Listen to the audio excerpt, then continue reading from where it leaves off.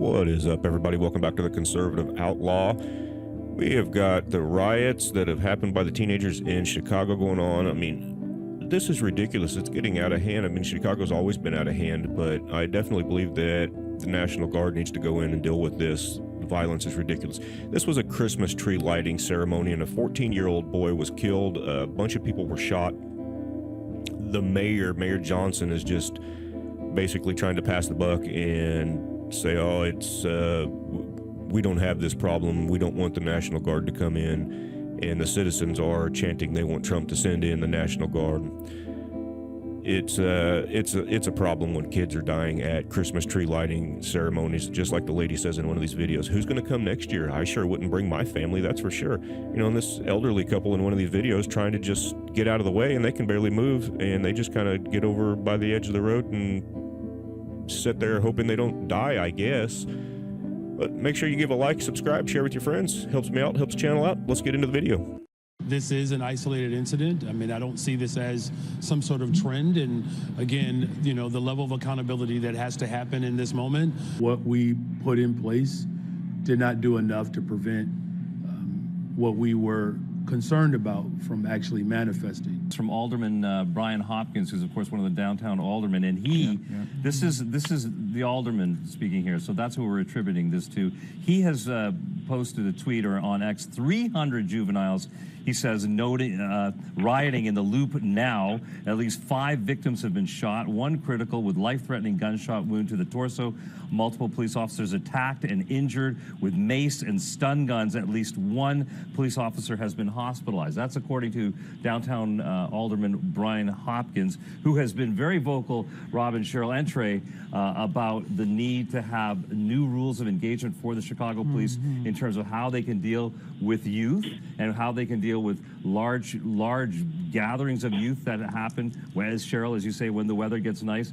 And it became quite a political story not just a few months ago. Brian Hopkins, one of the big advocates for allowing the police to have much more flexible rules, ability to declare a riot, declare an unpeaceful situation, and to clear people out. So these numbers that he's talking about are a lot bigger than we had heard earlier before. He's saying 5 people injured, shot, I should say, at least 1 with life-threatening wounds. And there was always that conversation about the curfew between the mayor and the superintendent and the alderman, and that discussion was a constant discussion, and I'm sure this will become a very much needed topic once again. If he says he saw, or he's getting information that 300 young people, and at 9:45 tonight, and I went to Rob's office, I went out into the newsroom, and I said, you guys, something is happening downtown, not sure if it's a teen takeover, and everybody started researching on their phone to see if they had any information, if there was some kind of meetup, because it started to get violent, and then 5 minutes later, that's when the gunshots were fired. And we saw these teen takeovers over the summer. They dissipated over the fall. Now we want to play an audio clip. None of us have heard this. Ravi, Cheryl, and me have been here with breaking news coverage, but I'm told this is the moment the gunshots rang out. Let's watch and listen.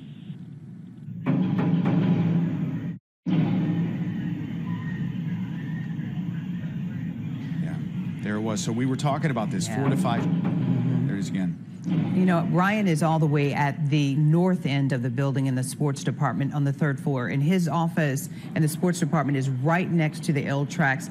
He said he turned at about 9:52. He looked at his producer, Mike Johnson, and said, those, I think, were gunshots. So it sounded like 4 there, 3 in a row, and then 1 more.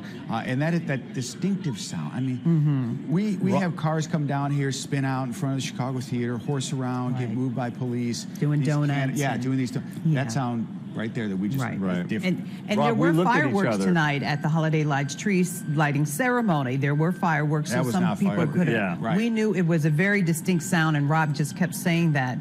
There is a difference. We just looked at each other, right? We're just right outside of our offices, which are very close to each other here on the 3rd floor where I am, and it was obvious, and it was absolutely chilling. And you know, we cover all these kinds of things all around the city all the time in different neighborhoods, different communities, and so on. But when it actually is happening in real time, you get an entirely different feeling about just literally how lethal the moment possibly could be. So that was quite a moment. It's disappointing. It's disappointing. We all love this city.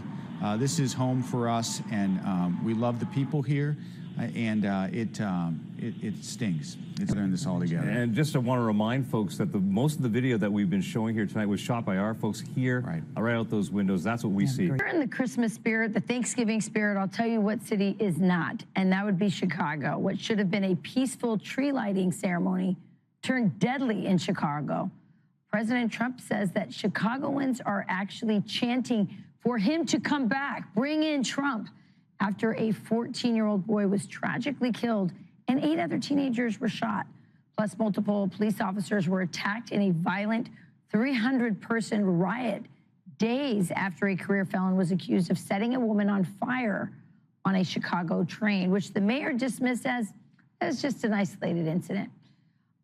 You guys, this is crazy what's happening there. Yeah, it really is. And I think it's kind of remarkable to think about a Republican president who is weighing in on this. Usually you have Republicans who do not care about things that happen in places like Chicago ever. And you have a president in President Trump who cares deeply about what is happening in a deeply Democrat city like Chicago. And as usual, brings his completely fresh perspective of what I think is a normal person's perspective, which is, are you kidding me? A tree lighting ceremony, 8 teenagers shot, 1 killed.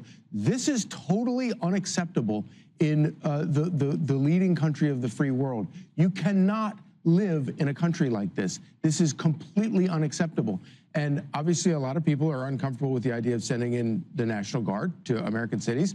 But if the alternative is this, well, that's why a lot of people say, okay, well, let's give it a shot. Well, we've had Chicago moms on this show who have lost children to the violence in Chicago who said, yeah, please do come. So yeah, the mayor's saying we don't want Trump, but what do the citizens want after this? And by the way, Griff, you have a tree lighting ceremony like this.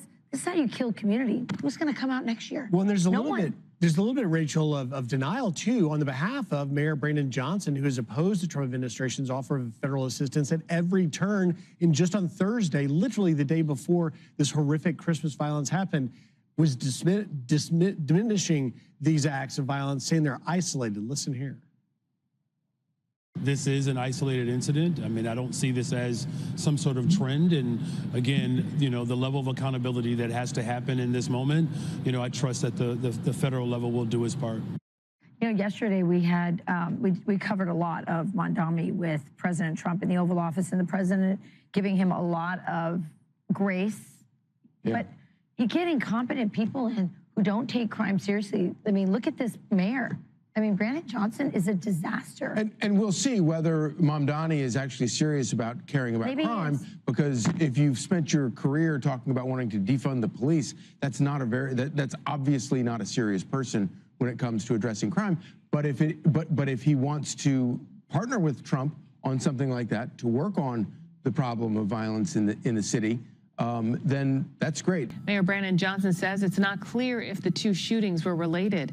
Asal resigned the newsroom for us now, and Asal, the latest in that search for the gunman. That's what you've got for us. Yes, Suzanne, Mayor Brandon Johnson saying 18 arrests were made Friday night and 5 guns were recovered in the aftermath of those shootings. It's something he called a setback for the city. 14-year-old Armani Floyd was killed. 8 others were shot between the 2 crime scenes.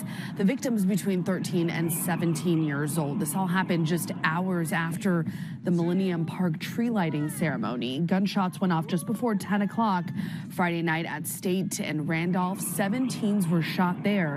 A half hour later, more gunshots were heard at Adams and Dearborn, a few blocks away. 2 more gunshot victims there, including 14-year-old Floyd. Mayor Johnson saying they were aware of social media posts alluding to a teen takeover that night, and letters were sent out to CPS families. The Chicago Police Department even put out an extra 700 officers on patrol. What we put in place did not do enough to prevent what we were concerned about from actually manifesting. Our young people have to understand that they should not attend these unauthorized events that have been advertised on social media. as far as anyone responsible for those shootings, police don't have anyone in custody right now. Cook County Crime Stoppers is offering a $10,000 cash reward